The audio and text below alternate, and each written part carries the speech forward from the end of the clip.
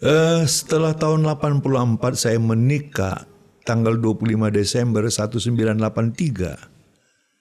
Saya diutus oleh perusahaan untuk memegang satu perusahaan sebagai kepala cabang di Kota Medan. Saya sebetulnya tidak menduga kalau saya harus jadi pendeta. Tapi gereja Singapura itu menginginkan seorang seperti ras, bukan soal ras ya, tapi mereka mencari seorang suku Tionghoa. Tuhan memberi satu tanda. Ada orang yang kita kenal baik. Dia kirim nilai uang pakai cek 500.000. Dari situlah kita terus bangun. Doa dan doa. Tapi bagi Tuhan tidak ada yang mustahil. Amin. Jangan mengabaikan kuasa Tuhan.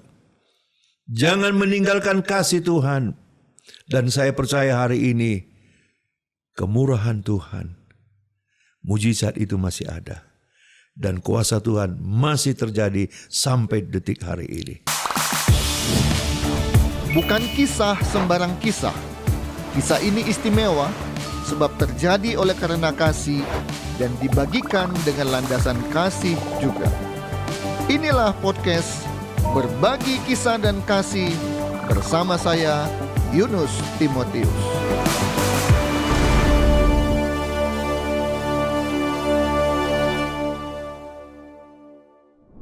Puji Tuhan, segala puji syukur hanya bagi nama Tuhan kita Yesus Kristus. Kami bersyukur sejak episode pertama sampai kepada episode ke-36 dan seterusnya.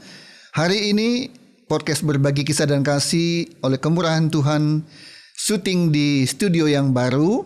Biasanya di lantai 2, sekarang kami syuting di lantai yang pertama.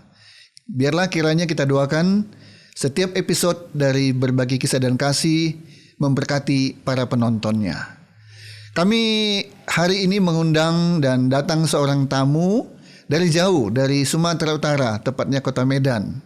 Bapak Pendeta Lukas Timotius, STH MA. Beliau adalah Gembala Sidang dari GSJ Anugerah di Kota Medan. Ada dua hal yang kita ingin dengarkan kisah dari beliau. Yang pertama, bagaimana beliau dari seorang yang bukan berlatar belakang STT, ya, kemudian bisa menjadi seorang pendeta, gembala sidang. Tentu menarik bagi kita untuk mendengarkan kisah yang beliau sampaikan sebentar lagi. Yang kedua, dalam waktu yang dekat, tepatnya tanggal 23 Maret 2025, Gereja Sidang Jemaat Allah Anugerah di Kota Medan yang beliau gembalakan sejak pertama sampai sekarang akan berulang tahun yang ke-35 tahun. Bukan waktu yang singkat, 35 tahun. Kita ingin mendengarkan kesaksian bagaimana gereja ini bisa berdiri, berjalan sampai nanti di usia 35 tahun. Tentu banyak berkat Tuhan yang mengalir dan kita akan dengarkan dari kisah yang beliau sampaikan. Segera kita sapa dan dengarkan penuturan beliau di podcast Berbagi Kisah dan Kasih. Selamat sore Pak Lukas. Selamat sore. Sehat? Yunus, memberkati. Puji Tuhan, dalam perjalanan dari Medan ke Bandung, ya. Dan hari ini ada acara. Sebelumnya saya culik dulu untuk ikut di podcast Berbagi Kisah dan Kasih. Ada dua pertanyaan yang ingin saya sampaikan dan ini saya yakin akan memberkati para penonton kita. Yang pertama, Pak Lukas ini kan bukan seorang yang latar belakangnya adalah dulu mahasiswa teologi, ya, tetapi kemudian menjadi pendeta dan menjadi gembala sidang. Nah, bisa diceritakan? Pemirsa yang saya kasihi, puji Tuhan sore ini saya ada di podcast Berbagi Kisah dan Kasih. Saya memperkenalkan diri saya adalah Lukas Timotius. Saya berterima kasih untuk panggilan Tuhan. Sebagaimana Yunus katakan tadi, saya latar belakang dari seorang pengusaha, businessman. Memang di Kota Medan, saya salah satu founder untuk Full Gospel Businessman Fellowship Internasional. Saya tidak bilang tidak. Dari awal itulah panggilan Tuhan. Saya melihat juga pada waktu kami ada di Bandung tahun 1969 saya sudah di sini. 15 tahun saya dibina oleh abang bagaimana pelayanan gereja yang sebenarnya. Dan itulah yang membuat melatar belakang saya. Rupanya dari situ Tuhan sedang memproses saya untuk mungkin seperti Abraham dipanggil menjadi hamba Tuhan, sebagai utusan Tuhan, bahkan menjadi seorang pendeta. Itu sedikit iklumit bagaimana kisah latar belakang saya sampai hari ini. Saya tidak bisa bilang tidak karena penyertaan Tuhan. Oke, jadi kalau begitu jelaslah sekarang bagi kami semua para penonton. Ini nggak ujuk-ujuk ya, nggak tiba-tiba. Tapi ada satu proses perjalanan pelayanan sejak di Bandung 15 tahun. Dan kemudian kembali ke Medan itu pun karena bisnis ya. Dan kemudian dipanggil Tuhan menjadi seorang pendeta dan gembala. Bisa diceritakan bagaimana sampai ada panggilan itu dan bagaimana kisahnya? Setelah tahun 84 saya menikah tanggal 25 Desember 1983. Saya diutus oleh perusahaan untuk memegang satu perusahaan sebagai kepala cabang di kota Medan. Puji Tuhan, pada waktu saya di Medan, saya beribadah. Dan pada waktu saya beribadah itu masih saya tetap eksis dalam gereja. Dan pada waktu itu saya diangkat sebagai diaken di satu gereja sidang jemaat Allah di Medan. Akhirnya dari situlah saya tetap eksis dalam pelayanan. Tiba-tiba dari Singapura ingin mendirikan satu gereja dan kemudian mereka berdoa, akhirnya ketemu dengan saya. Saya sebetulnya tidak menduga kalau saya harus jadi pendeta. Tapi gereja Singapura itu menginginkan seorang seperti ras, bukan soal ras ya, tapi mereka mencari seorang suku Tionghoa. Mungkin selama itu mereka melihat orang-orang yang mereka datangi dan gereja-gereja yang mereka pergi, semua itu kebanyakan adalah orang-orang suku pribumi. Tidak ada Chinese. Nah, itulah latar belakang mereka ketemu saya. Dan sebelum mereka datang pun mereka telah telepon saya, bagaimana kami ingin mendirikan gereja, Bapaklah sebagai gembala. Wah, kaget lah ya. Saya terus terang katakan di telepon itu, why not? Kenapa saya? Oke lah saya bilang, kalaupun itu yang Anda rindukan, bolehkah kita menunggu? Kita berdoa. 3 bulan puji Tuhan mereka berdoa, kita pun menunggu. Mereka datang ke Medan. Semenjak bertemu pertama kali itulah pembicaraan kami bagaimana asal mulanya saya harus menjadi gembala. Jadi dimulai dari tawaran untuk mendirikan gereja cabang dari Singapura. Betul. Karena itu dibutuhkan seorang pendeta dan gembala. Oke. Dan mungkin saya menduga ini karena di kota Medan cukup banyak etnis Tionghoa ya, sehingga mereka ingin melayani khususnya kalangan-kalangan Tionghoa. Benar. Memang setelah 3 bulan mereka datang. Yang luar biasa, mereka datang berempat dan saya baru kenal itu pimpinan mereka, ada direktur misi namanya Peter T. Waktu itu di Hotel Polonia 4 jam lebih kami berdiskusi. Bahkan kalau saya bilang apakah kita siap untuk mendirikan gereja, mereka bilang siap. Dan apa yang Bapak mau? Saya tertantang. Masalah tempat kita rental. Masalah peralatan sarana gereja yang mau kita dirikan, kita siap. Termasuk kursi salah satu, mau berapa Bapak mau? 100 kita beli. Sound system yang dibutuhkan, kita beli. Alat musik lengkap band, keyboard, gitar, kita beli. Bahkan yang luar biasa, dealnya tempat ibadah itu hanya 1 hari. Padahal mencari tempat itu tidak gampang. Tidak gampang. Ada yang lihat ini cocok ini nggak cocok itunya. Cocok ini itunya nggak cocok harganya. Saya bersyukur pada waktu mereka katakan, Pak, tolong cari tempat. Saya dengan kemurahan Tuhan, saya telepon seorang maklar, seorang ibu. Saya bilang, Bu, aku butuh satu rumah gedung yang cukup besar untuk tempat beribadah. Besoknya ibu itu telepon saya, Pak, ada satu rumah. Kalau Bapak lihat pasti cocok. Kenapa? Rupanya rumah itu di Jalan Kalingga nomor 1. Nomor 1. Kamar begitu banyak, gedung begitu besar. Akhirnya kami dengan orang Singapura bilang, deal Pak, ini bisa dia. Itu di tengah kota Medan? Iya, di kota Medan. Saya bersyukur, di situ rupanya ada 7 kamar besar. Jadi 4 kamar kami buka lebar sebagai jadi hall. Dan bisa masuk 100 kursi. Jadi saya hari ini hanya berterima kasih Yunus. Cara Tuhan membuka gereja itu sebetulnya luar biasa. Ya, mungkin kadang-kadang kita berpikir bagaimana dana ya. Memang kadang-kadang kita tertantang di situ. Ya, itu masalah yang terbesar dalam pelayanan. Tetapi satu hal yang saya ingin sampaikan hari ini kepada Yunus dan para permisa,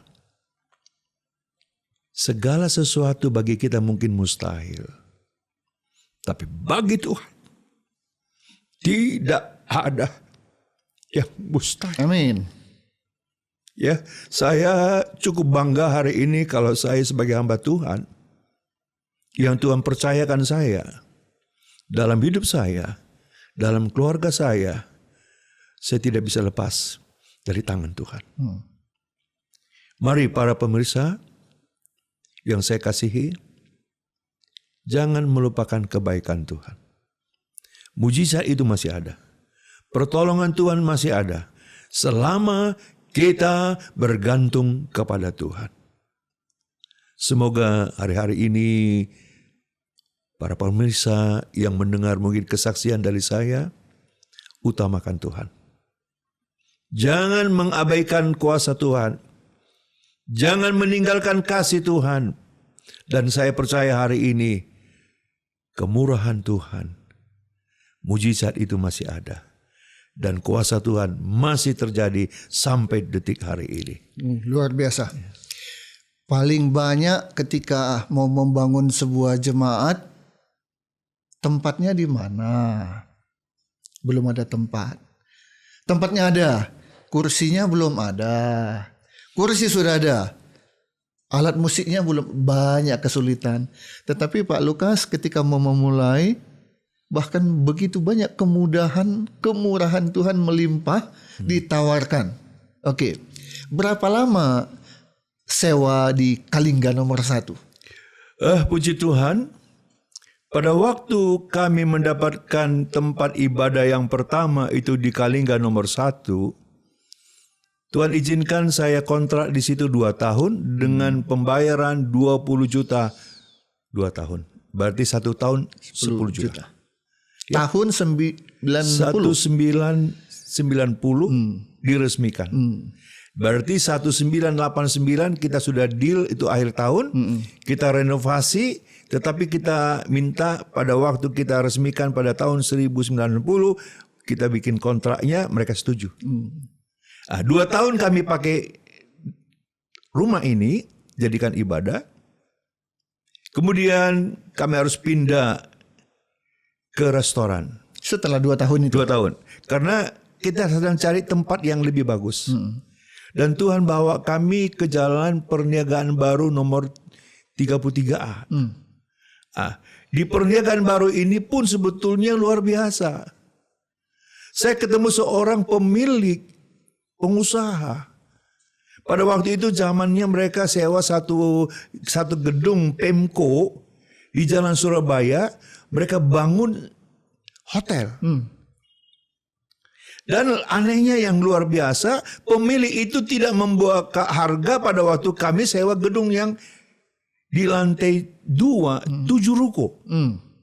Kami diberikan. Bahkan dia tidak membuka harga berapa yang harus kami bayar. Tapi dia bilang begini, Pak Pendeta, Pak Lukas, Bapak mau kasih berapa untuk sewa? Ditanya. Bukan dia yang kasih harga, saya yang menentukan. Saya bilang begini Pak, untuk 2 tahun saya bayar 5 juta, gimana Pak? Silakan. Wih. Dan inilah yang saya harus katakan. Anugerah Tuhan. Iya, luar biasa. Maka kami pakailah gereja ini guys ya, anugerah. Namanya anugerah karena memang semata-mata kasih dan karunia anugerah Tuhan. Amin. Di tempat ini kami pakai hampir 8 tahun. 8 tahun. Memang di tahun kelima saya sudah informasi kepada jemaat dan pendoa. Saya bilang mari, mungkin inilah waktunya, saya bilang Tuhan menggerakkan kita harus memiliki kepertapakan gereja. Tahun kelima. Di minggu saya umumkan, mari kita besok, saya bilang 2 hari kemudian, mari datang. Kita bangun 2 puasa. Betul. Saya bilang saya ingin Tuhan beri saya tanda dan kita tanda apa buktinya kita akan berdoa untuk pertapakan. Puji Tuhan saudara. Pada waktu kami mulai berdoa jam 10 pagi dengan 2 puasa, baru kami berdoa 1 jam. Tiba-tiba ada staf saya katakan, Pak Pendeta, ada tamu nunggu di bawah. Saya turun dari gedung. Saya tanya kenapa? Dia bilang, Pak Pendeta, saya disuruh oleh bos saya mengirimkan 1 amplop. Dari mana? Oh, saya kenal orang itu. Bukan jemaat kita. Akhirnya saya buka, ada 1 amplop itu dalamnya cek. Uang tunai bisa dituangkan sebagai 500.000. Pada waktu itu saya katakan kepada tim doa sedang berdoa, waktu istirahat saya bilang, lihat Tuhan kasih kita tanda. Awal doa yang kita bangun, Tuhan memberi 1 tanda. Ada orang yang kita kenal baik, dia kirim nilai uang pakai cek 500.000. Dari situlah kita terus bangun. Doa dan doa. Dan puji Tuhan, di tahun ke-9, sekalipun kita baru punya uang 100 juta, krismon terjadi. Ya, kita sedang mencari tempat kira-kira di mana kira-kira tanah seperti Abraham yang Tuhan janjikan. Puji Tuhan, akhirnya kita dapat di Mojopahit nomor 146 ini yang dimiliki oleh Ibu Indri. Gedung ini sebetulnya sudah lama dipakai dari orang gereja GBI, Pak Bambang Yonan, sebagai sekretariat, sebagai gudang mereka. Tapi Pak Bambang Yonan tidak tertarik karena dia lihat itu tanah gedung hanya 1.000 meter, kecil. Kurang luas. Dan saya syukuri pada waktu saya survei dengan tim kami, panitia pembangunan, saya bilang, wah ini dia. Cukup bagi kita. Ya, tapi permasalahannya pada waktu itu Ibu Indri minta hampir 500 juta. Sedangkan panitia pada waktu itu hanya punya uang 100 juta. Bagaimana 400 lagi? Kurangnya masih banyak. Waduh. Tapi di sinilah kami bersyukur. Saya sebagai pendeta waktu itu, saya bilang kepada panitia, saya sebetulnya jadi orang gak pernah berhutang. Tidak pernah. Tetapi untuk pembelian rumah Tuhan, gereja saya bilang, saya mencoba untuk berhutang. Bukan berarti,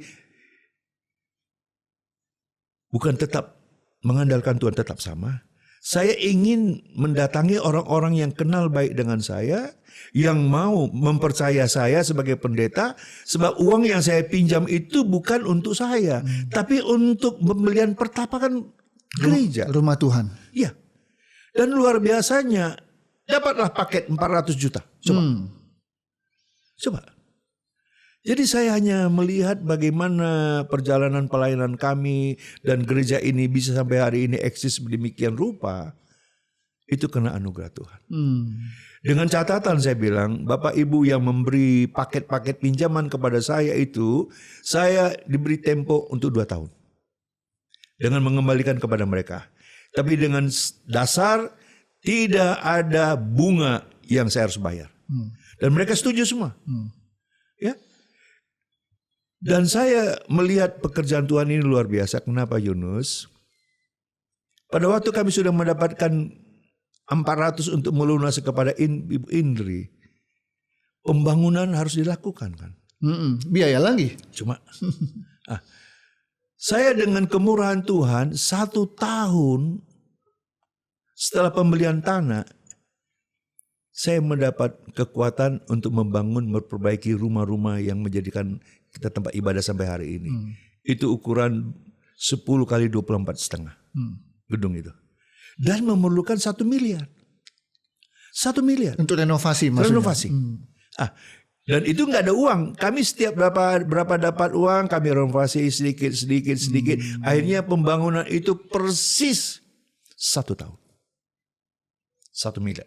Jadi renovasi lebih besar biayanya daripada pembelian dari tanah dan rumahnya. Betul. Wow. Betul. Dan saya bersyukur sekali, Yunus, setelah pentakbisan gereja, kami mulailah, kalaupun ada berkat, kita kumpul. Kalau tidak salah itu oleh wakil gubernur?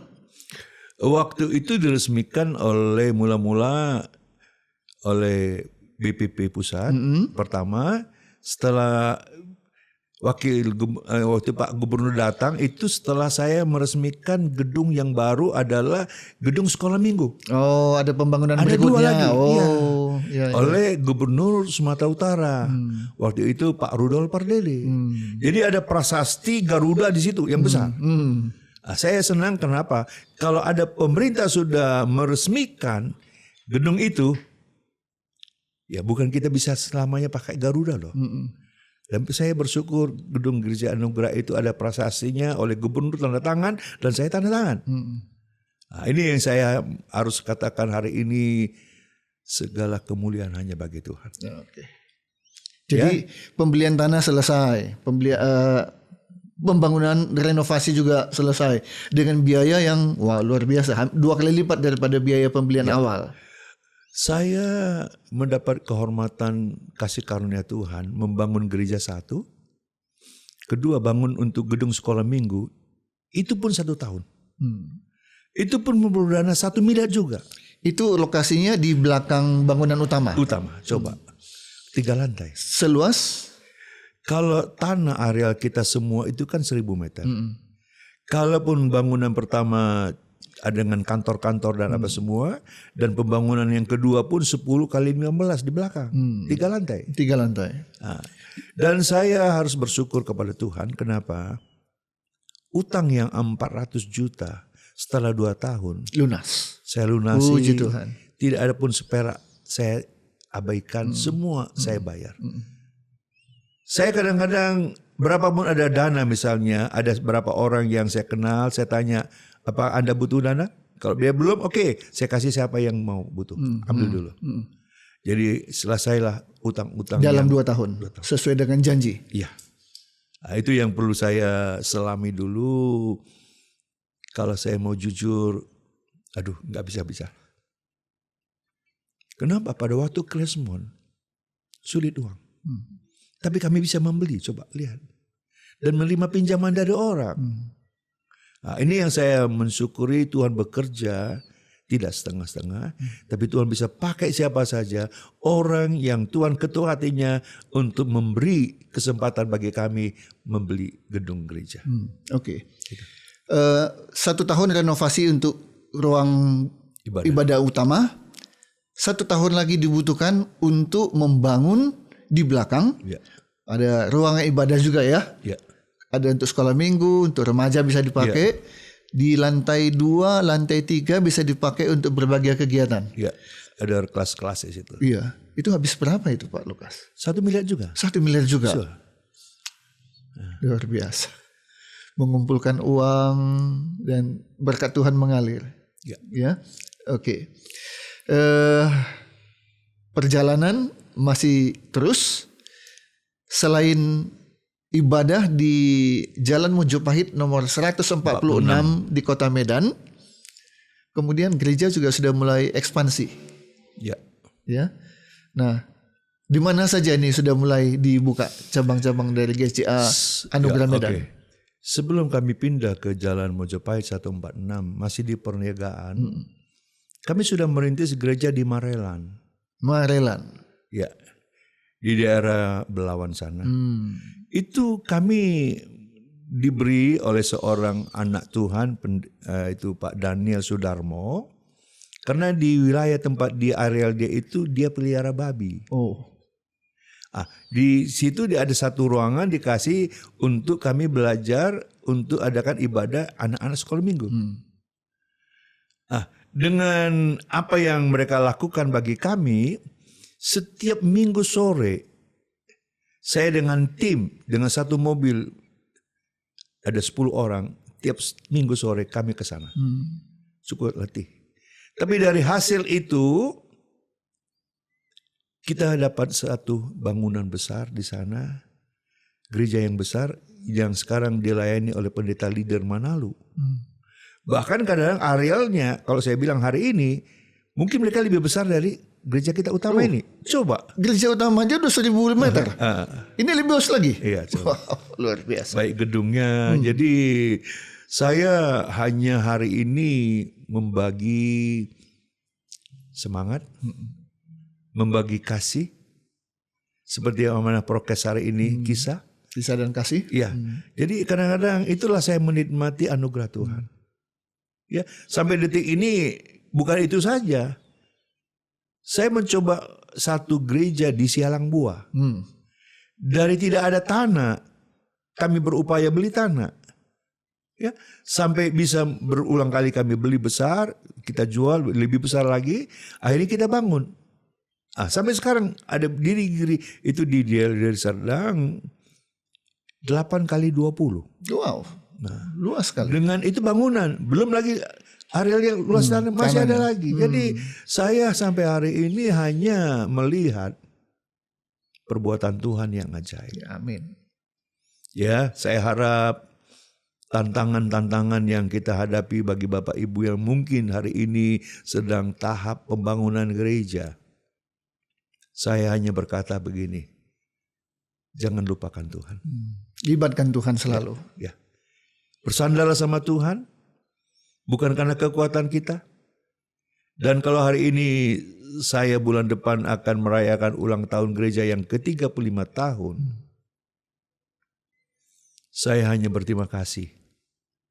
Kesempatan-kesempatan hari ini menjelang 35 tahun perayaan ulang tahun gereja, ada satu cabang yang kita lahirkan di kota Bandung ini. Wah, haleluya. Ya, Grace Bandung. Ya, saya ingin sedikit ceritakan tentang gereja pusat kami di Singapura. Saya punya kesan yang tersendiri kepada gereja Grace Singapura. Saya tidak kenal mereka dari awal, tapi pada tahun pertama setelah saya mengembalakan, saya diundang ke Singapura. Dan pada waktu saya datang ke sana, aduh, pantasan dalam hati saya, kau mampu menolong saya. Donasi yang demikian besar. Rupanya gereja kalian besar. Dan lebih saya kagum pada waktu Peter Tay datang membawa jemaat-jemaat dari Singapura. Ada 10 orang. Mereka tidak nginap di hotel. Wow. Mereka tinggal di gedung gereja yang kita resmikan itu karena situ ada kamar-kamar yang besar. Dan mereka pesan kepada saya begini, Pastor, bisakah Anda beli spon? Itu kasur ya, Kasur. tidur. Kami cukup tidur situ. Orang Singapura. Ya, Gerejanya besar. nah, itulah kekaguman saya dan lebih lagi saya bersyukur oleh pendeta senior saya. Itu pendeta Obengki. Dia tidak memprotes tidur di lantai. Bahkan kita lihat hari ini kalau kita undang seorang pembicara yang mungkin ternama, dia tanya, hotel apa ya? Maaf ya, saya bukan apa-apa ya. Pengalaman saya begitu ngundang seorang pembicara ternama, dia bilang, Bisa nggak sediakan satu kamar lagi? Oh bisa. Untuk siapa? Untuk membantu saya katanya. Itulah kekaguman saya dan saya belajar dari seorang hamba Tuhan Obengki yang penuh humble. Kesederhanaan, kerendahan hati. Ya, saya sampai hari ini mau tidak mau terpatri dalam hidup saya. Kalau kita bisa hidup sederhana, kenapa tidak? Kalau kita bisa rendah hati, itu yang terbaik. Ya. Bagi Tuhan dan bagi jemaat. Ya. Ya, semoga para pemirsa, kita semua hari-hari ini belajarlah kerendahan hati. Oke. Para penonton, syuting kami ini berlangsung tanggal 19 Februari. Nanti akan ditayangkannya beberapa waktu kemudian. Jadi kedatangan dari Pak Lukas dari Medan ke Bandung, seperti tadi disampaikan, adalah dalam rangka meresmikan cabang yang baru yang ada di kota Bandung, GSJA Grace Assembly. Jadi nanti sebentar lagi setelah selesai syuting akan berlangsung acara peresmian cabang yang kesekian dari Grace GSJA Anugerah yang ada di kota Medan yang digembalakan oleh Bapak Pendeta Lukas. Sebelum kita akhiri podcast kita pada kali ini, saya ingin Pak Lukas juga sampaikan sedikit kisah setelah 35 tahun kan hari nanti bulan Maret bulan depan. Pak Lukas sekarang juga ternyata menjadi ketua STT di Kota Medan. Ini bagaimana ceritanya ini? Oleh kemurahan Tuhan Yunus, saya tidak lupa tanggal 23 November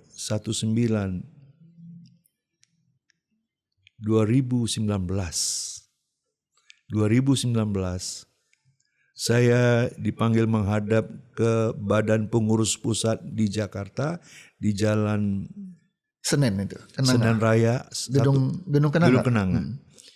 Oleh waktu itu Pendeta Budi Setiawan sebagai Ketua Badan Pengurus Pusat. Saya pada waktu itu kaget sebetulnya. Saya bilang, Bud, dalam usiaku yang demikian rentannya, 69 tahun. Sorry, sekarang usia berapa? 74 tahun. 74, menjelang 75 ya. Wah. Apakah wajar? Apakah saya masih bisa potensi dengan usia yang demikian? Tapi Budi bilang, pilihan yang saya buat, Pak Lukas, Bapaklah orangnya. Puji Tuhan. Pada waktu saya menerima mandat ini, sebetulnya ada tantangan. Kenapa? Pertama adalah istri saya. Dia bilang gini, Papi, coba renungkan, Papi kan sudah umur sekian. Apa masih mau capek? Tapi saya bilang kepada istri saya, Mami, saya apakah harus lebih takut kepada manusia atau takut kepada Tuhan? Kalau Tuhan sedang memanggil saya, memilih saya tidak bisa tolak. Itulah yang memberi saya keberanian saya sampai hari ini. Saya sudah menjalani sebagai ketua STTS Medan dari secara fisik, dari sistem, daripada dosen, dan semuanya saya sudah lewati, sudah hampir kalau saya berakhir sebetulnya tugas saya ini tanggal 23 November tahun 2025 ini. Saya hanya bersyukur dengan kepemimpinan saya, siswa bertambah. Bangunan juga saya lihat sudah semua berubah. secara fisik itu semua Tuhan beri saya anugerah merubah. Bahkan kalau saya terus terang, semua kelas tadi tidak punya AC, sekarang semua pakai AC. Ya, bayangkan Medan kota yang panas. Ya. Kalau tanpa AC belajar kurang nyaman. Ya. Dan itulah yang membuat saya bersyukur sama Tuhan. Kasih karunia Tuhan di dalam hidup saya, bahkan diberkati STTS Medan. Oke.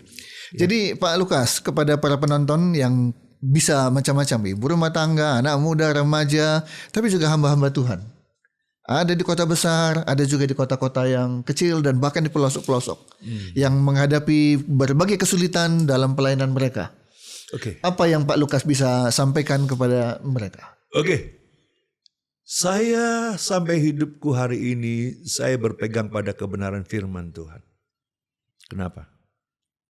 Kalau kita melihat dalam Ulangan 31 ayat ke-8, firman Tuhan katakan begini, Aku berjalan di depanmu. Berarti Tuhan itu dalam perjalanan hidup kita, siapapun Bapak Ibu ada, apakah sebagai posisi apa, baik gembala, baik rumah tangga, baik seorang pelayan, baik pekerjaan di negara, pahamilah, Tuhan itu baik. Dia ada berjalan di depan kita. Kedua, Dia tidak membiarkan kita. Bahkan Dia menyertai kita. Bahkan Dia katakan jangan takut. Ya, tetapi kadang-kadang sebagai manusia saya bilang tidak. Iman saja bisa naik turun, tidak masalah. Tapi yakinkah kita satu kebenaran firman Tuhan? Kalau firman Tuhan itu kita hidupi, kita implementasikan dalam hidup kita, Anda akan melihat kuasa Tuhan. Amin. Mujizat Tuhan. Ya. Itulah pesan saya hari ini bagi Bapak Ibu pemirsa. Pergumulan kita ada. Bukan berarti saya tidak punya pergumulan. Tetapi saya meyakinkan hari ini Tuhan berjalan bersama saya di depan. Tuhan menyertai saya. Dia tidak meninggalkan saya. Maka saya tidak perlu takut. Dan itu pesan saya hari ini, Bapak Ibu, dimanapun kita berada, ingat, Tuhan sangat sayang kepada kita. Haleluya. Terima kasih Pak Lukas untuk kisah yang disampaikan betapa kasih Tuhan itu luar biasa. Dan itu tidak hanya berlaku untuk Pak Lukas, tapi juga berlaku untuk kita semua, dimanapun kita berada. Amin. Tetap andalkan Tuhan. Amin. Puji Tuhan. Demikian para penonton podcast kita kali ini dengan narasumber atau tamu saya Bapak Pendeta Lukas Timotius, STH MA, Gembala Sidang GSJA Anugerah yang ada di kota Medan, yang kali ini berada di kota Bandung dalam rangka meresmikan cabang yang kesekian dari gereja ini di kota Bandung, GSJA Grace Assembly. Jangan lupa tetap dukung kami dalam doa, like, share, dan subscribe, sehingga podcast Berbagi Kisah dan Kasih tetap ada, nama Tuhan ditinggikan, dipermuliakan, memberkati banyak penontonnya. Terima kasih dan sampai bertemu di episode yang akan datang. Saya Yunus Timotius mengucapkan terima kasih. Tuhan Yesus memberkati kita semua. Amin.